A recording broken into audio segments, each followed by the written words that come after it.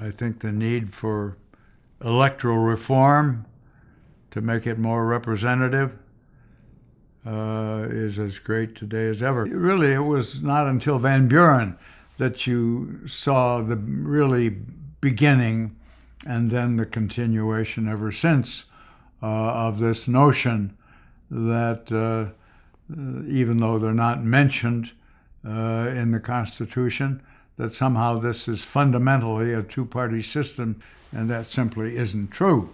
The congressman who had been there for 28 years, he announced that he'd had enough of all this and he was going to retire. So I jumped into the fray immediately. I thought this is an opportunity that only comes once in a generation. And then my ambition became great enough to make the run in 1980, first in the primaries, and then when I did not succeed in the primaries, I decided to run as an independent.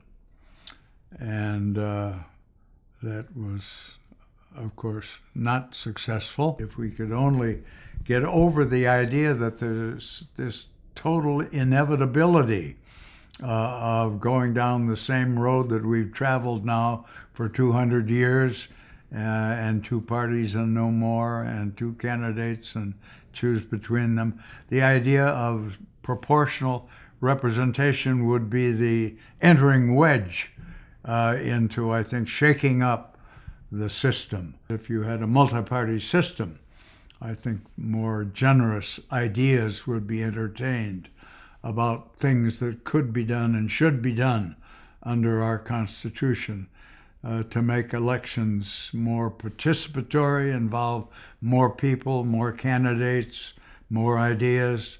I think the whole system would be enlivened and refreshed if we had that capacity to step outside of the narrow two-party box. Because the two major parties today, I think, look on most election reform measures strictly from the standpoint, is it going to be good for us? Is it going to advance our cause? Is it going to enhance our prospects to win an election? Rather than is it good for the country? So electoral reform is still way up at the top in my list of things that we ought to be doing.